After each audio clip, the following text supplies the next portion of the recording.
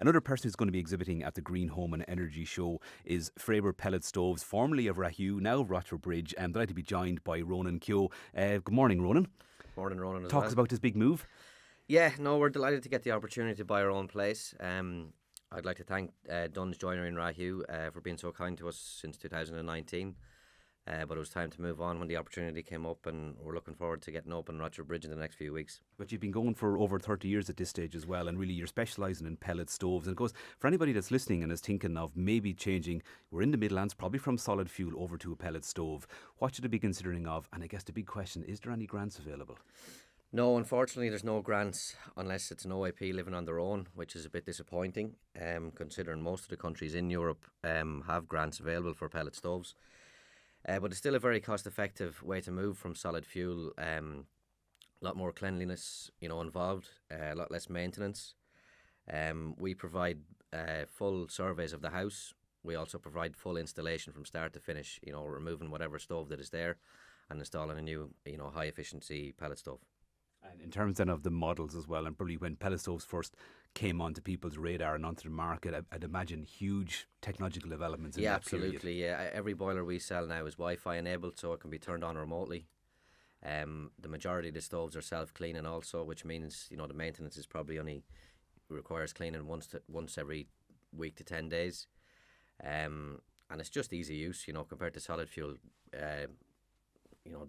cleanliness is a huge factor there. It is a major shift and a major switch when you go from, say, a solid fuel stove or a fireplace into something that you control from your phone and have that heat coming on before you get there too. Yeah, absolutely. All of which ready done. In terms then of actually the pellets then that you use in stoves, sourcing those, access to those, storage, what are people's usual concerns, or what's the number one question they ask around that?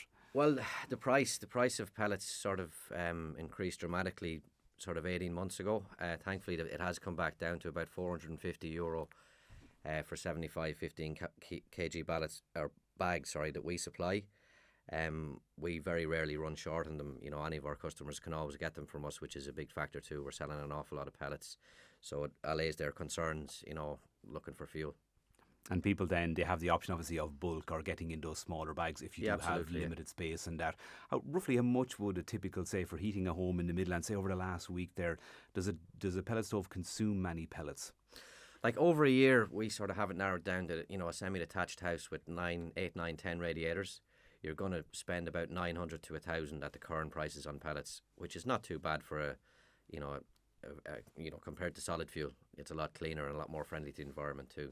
I'm sure that's something that attracts people, the cleanliness to it as well. If somebody is listening and they're considering switching over then, is pretty much any house applicable, or are there houses structurally or in the way they're laid out, be if they're a terraced house, that maybe aren't suitable for a pellet stove? Once a chimney can be installed either through a liner inside an existing chimney, or a twin wall chimney can be installed, there shouldn't be an issue. Big issue can be plumbing. Plumbing can need to be upgraded. It just all depends, but we always check that before we go ahead with any installation. I suppose the same questions would apply if you were looking at any heating system as well. And of course, in cost perspective then, in terms, people might have looked into things like heat pumps and discovered that maybe they're more expensive than they're initially thinking, and there is a whole other suite of works that may need to happen as well. Where do pellet stoves come in that scheme of things? Yeah, well, any insulation you add to a house is going to help it. Even roof insulation or whatever. But with heat pumps, it requires a lot more work. Whereas with a pellet stove, once the plumbing system is cleaned out, and it will provide a much more efficient way than solid fuel. One listener's just wondering if there's ash from a pellet stove, and how do you dispose of that if there is? Yeah, well, generally we advise customers to buy a proper ash vacuum, because it might be only a small amount of ash, but it still needs to be, you can't brush it out, it has to be, vacuumed out. Actually, the ash that comes out of a pellet stove is called potash, and you can put it on plants or shrubs, or just into your general bin, But it's a very small amount compared to what you'd be dealing with solid fuel. Yeah, potash has regularly appeared, I think, on the gardening features, and with Brian Cloonan on Wednesday as well over the years. Yeah, well, he'll tell you because, People. So you're going to be exhibiting at the Green Home and Energy Show on the 23rd of February in the Tullamore Court Hotel. What are you bringing, and what can people expect to learn on the day? Yeah, we're going to bring, we're limited a little bit with space, but we can still bring in a few boilers and a few room heaters like we did last year, and we can go through the installation process with people, take names, and then if they're with us, a few weeks later we can call out and provide service for free. And we'll also have a few prizes on the day, probably a pallet of pellets for people to come and agree to a home survey. Fantastic. So sounds great. Again, those dates, if you need to reminder, Sunday the 23rd of February from 11 a.m. to 4 p.m. in the Tullamore Court Hotel. It is free entry.